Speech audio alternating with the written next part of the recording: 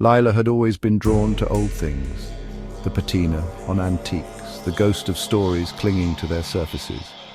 So when her great-aunt Mabel's will left her a crumbling Victorian cottage in the mist-shrouded hills of Cornwall, Lila packed a bag and drove there immediately, despite the warnings from her cousins about strange goings-on.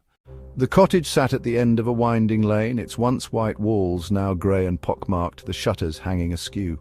A rusted sign read Bramble Hollow, its letters peeling like dead skin. Lila stepped inside, the air thick with the scent of mothballs and damp stone. Sunlight barely pierced the fog outside, casting the rooms in a sickly green glow.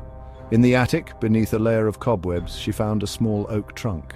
Its lid, carved with intricate vines, resisted her first few tugs before snapping open with a crack.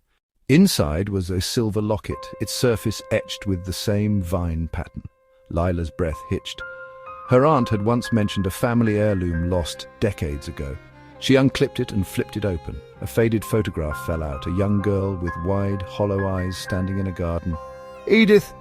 the back was inscribed. Lila tucked the locket into her pocket and descended the stairs, her mind racing. That night the cottage felt smaller. She heard a low, wet gurgle from the kitchen, then a child's giggle, high and thin, like a record played too fast. When she investigated, the room was empty. Only a single damp footprint marred the floorboards. The locket burned against her skin. She pulled it out and the photo inside had changed.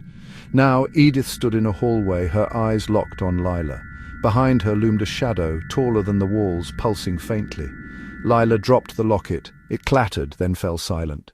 The next morning she found a journal hidden under the floorboards of the attic. The pages were brittle, yellowed, but the handwriting was sharp. July 1897. Edith wandered into the woods again. I told her to stay away, but she never listened.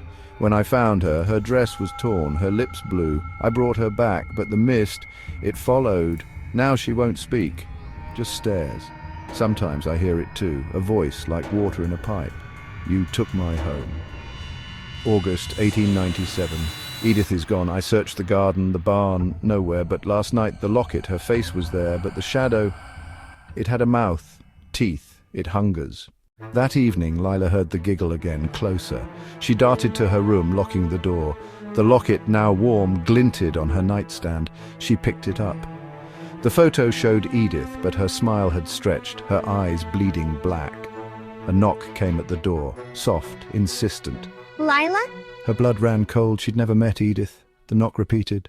She opened the locket again. Edith's face was gone. In its place, a close-up of the shadow's mouth, inches from the lens, teeth glinting. The door creaked open. Nothing stood there. But the locket, now heavy as lead, slipped from her fingers and clattered to the floor.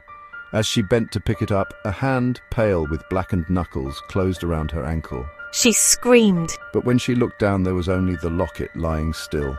The next day, she left Bramble Hollow, the locket buried deep in her bag. Back home, she emptied it, heart racing. The photo was gone. Instead, a single lock of dark hair curled inside, damp with something that looked like dew, but felt like tears.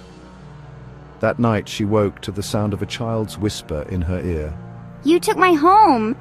And when she reached for the lamp, her hand brushed something cold and slimy, a mouth with teeth, but by morning the locket was gone. Lila never returned. Some say on foggy nights you can still see a shadow darting between the cottage's windows. Others claim to hear a giggle carried on the wind as if a child is finally home. The end.